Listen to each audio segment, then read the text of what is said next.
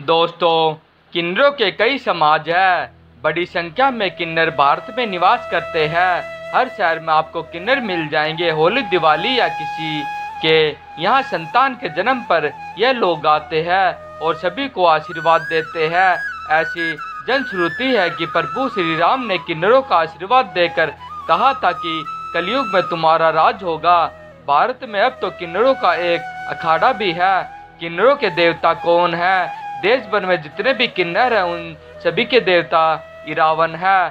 क्यों होती है एक दिन की शादी? वर्ष में एक दिन ऐसा भी आता जब किन्नर रंग बिरंगी साड़ियाँ पहनकर और अपने चूड़े को चमेली के फूलों से सजाकर इरावन से शादी करती है। हालांकि यह विवाह मात्र एक दिन के लिए होता है। अगले दिन इरावन देवता की मौत के साथ ही उनका विवाह जीवन खत्म हो जाता है। मान्यता है कि इस दिन इरावन की महाभारत के युद्ध में मौत हो गई थी। इसकी याद में हजारों किन्नर तमिलनाडु के कुवागम गांव में एकत्रित होते हैं, जहां वह अपनी जिंदगी के सबसे महत्वपूर्ण दिन वार्षिक शादी समारोह में शिरकत करते हैं। पौराणिक मान्यता अनुसार भगवान कृष्ण ने औरत का रूप धारण कर नाग राजकुमार इरावन से शादी की थी। विल्लुपुरम जिले के इस गांव में इरावन की पूजा गुथाम द्वार के रूप में होती है। हजारों किन्नर इरावन की दुल्हन के रूप में शादी समारोह में शिरकत करती है और मंदिर के पुजारी से उनकी गर्दन में कलावा बंधवाती है। महाभारत के अर्जुन से क्या है कनेक्शन? मान्यता अनुसार महाभारत युद्ध में एक समय ऐसा आता है जब पांडवों को अपनी जीत के लिए मां काली के चरणों में स्वेच्छ करुण किसी पुरुष की बलि हेतु एक राजकुमार की जरूरत पड़ती है। जब कोई भी राजकुमार आगे नहीं आता तो इरावन खुद को इसके लिए प्रस्तुत कर देता है, लेकिन वह इसके साथ ही एक शर्त भी रख देता है कि वह अविवाहित नहीं मरेगा। इस शर्त के कारण यह संकट उत्पन्न हो जाता है कि यदि किसी राजा की बेटी या सामान्य स्त्री से उसका विवाह किया जाता है कि वह तुरंत ही विधवा हो जाएगी। ऐसे में कोई भी पिता इरावन से अपनी बेटी की विवाह के लिए तैयार नहीं होता है। तब भगवान कृष्ण स्वयं मोहिनी रूप में इरावन से विवाह करते हैं। इसके बाद इरावन अपने हाथों से अपना शीश मां काली के चरणों में अर्पित कर देता है। इरावन की मृत्यु के पश्चात कृष्ण उसी मोहिनी रूप में काफी देर तक उसकी मृत्यु का विलाप भी करते हैं।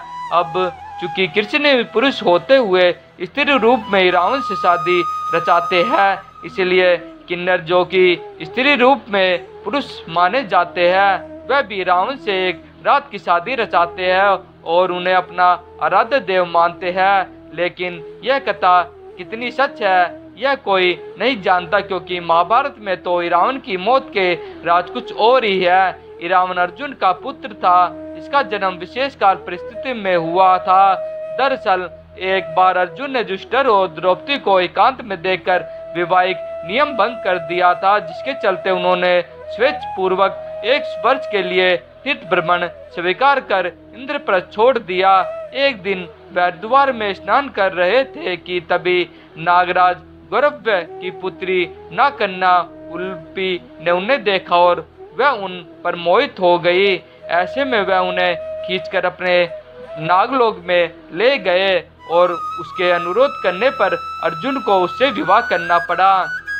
अर्जुन ने नागराज के घर में ही वह रात्रि व्यतीत की। फिर सूर्य उदय होने पर उलूपी के साथ अर्जुन नागलोक से ऊपर को उठे और फिर से हरिद्वार गंगा द्वार में तट पर आ पहुंचे। उलूपी उन्हें वहां छोड़कर पुण्य अपने घर को लौट आई। जाते समय उसने अर्जुन को यह वर दिया कि आप जल में सर्वत्र अजय होंगे और सभी जलचर आपके वश में रहेंगे। अर्जुन और नागकन्या उलूपी के मिलन से अर्जुन को एक वीरवार पुत्र मिला, जिसका नाम इरावन रखा गया। भीष्म पर्व में 19वीं अध्याय में संजय धृतराष्ट्र को इरावन का परिचय देते हुए बताते हैं कि इरावन नागराज गौरव्य की पुत्री उलूपी के गर्भ से अर्जुन द्वारा उत्पन्न किया गया था। नागराज की वह पुत्री उलूपी संतानहीन थी। उसके मनोनीत पति की गरुड़ ने मार डाला था, जिससे वह अत्यंत दीन एवं दैन्य हो रही थी। ऐरावती वंशी गर्भ नाग से उसे अर्जुन को अर्पित किया और अर्जुन ने उसे नागकन्या को बड़े रूप में ग्रहण किया था। इस प्रकार अर्जुन पुत्र उत्पन्न हुआ था। रावण सदा मृत्यु काल में रहा।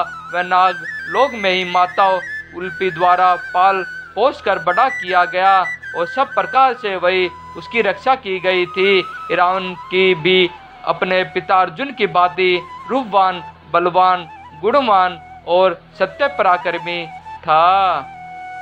मैं आशा करता हूँ कि हमारे द्वारा दी गई जानकारी आप सभी को बहुत पसंद आई होगी। हमारे इस पोस्ट को अपने फेसबुक, व्हाट्सएप, इंस्टाग्राम पर ज़रूर शेयर करें।